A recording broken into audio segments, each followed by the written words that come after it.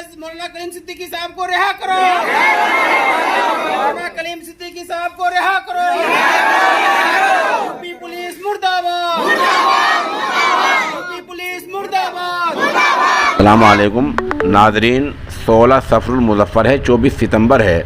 ख़बर का उन्वान है मौलाना मोहम्मद कलीम की राही को लेकर उत्तर प्रदेश, हरियाणा और पंजाब में मुज़ाहरे और मेमोरेंडम दिए गए।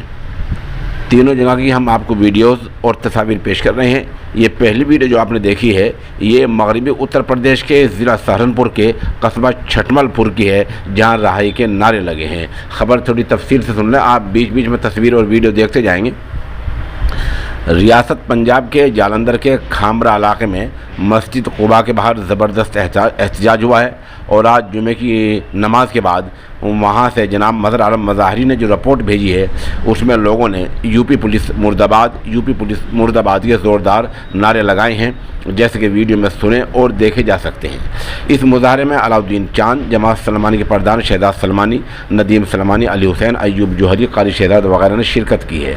उधर मगरबी यूपी के ज़िला सहारनपुर के कस्बा छटमलपुर में अंजुमन हिमायत इस्लाम के ज़ेर एहतमाम ज़बरदस्त एहतजाज हुआ है और सदर जमहूरिया के नाम हुक्काम को मेमोरेंडम दिया गया है। यहाँ मौलाना कलीम को रहा करो, मौलाना कलीम को रहा करो जैसे नारे लगे हैं। इस एहतजाज में मौलाना खालिद नदवी, मुफ्ती अताउर रहमान कासमी, बाबू सईद, मौलाना सरवर वगैरह शामिल रहे हैं। उधर मेवात में यूनाइटेड उलमा मेवात फ्रंट के बैनर तले मुफ्ती मोहम्मद तारीफ सलीम की रहनुमाई में अफसरान को मेमोरेंडम देकर मौलाना की राय की मांग की गई है। इसमें मेवात विकास सभा के सदर सलामुद्दीन एडवोकेट, मौलाना हारिस और मौलाना ताहिर वगैरह ने शिरकत की है। मौके की हम चंद वीडियोज़ और तस्वीर पेश कर रहे हैं, आप देख सकते हैं वहाँ हुआ क्या है। और 3 रोज़ पहले दाई इस्लाम मुसलमानों के कायद हज़रत मौलाना कलीम सिद्दीकी साहब को यूपी पुलिस ने गिरफ़्तार कर लिया है, महज इस बुनियाद पर कि उन्हें इल्ज़ाम लगाया कि आप जो है ना से दूसरे कौमों के लोगों को मुसलमानों में शामिल कर रहे हैं। भाई हिंदुस्तान जमहूरी मुल्क है, जिसको चाहे जिस मज़हब को चाहे वो अपना अपना सकता है, उसमें दाखिल हो सकता है, किसी को कैद नहीं है। आज तक तो हिंदुस्तान के अंदर कभी आज तक सुना नहीं कि मौलाना कलीम सिद्दीकी साहब ने किसी के साथ ज़बरदस्ती किया हो।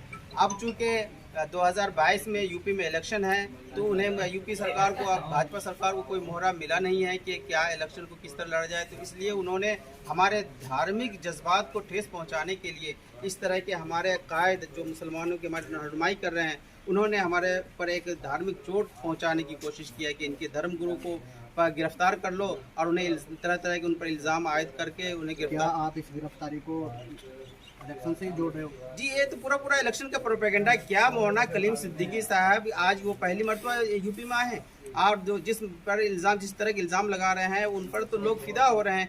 आज नहीं, आज पंजाब में जितने लोग मुस्लिम लोग आज खुली फिजाओं में नमाज पढ़ रहे हैं, ये मौलाना कलीम सिद्दीकी साहब की देन है। तो सिर्फ अखलाक की बुनियाद पे फैला है, ना कि जबरदस्ती।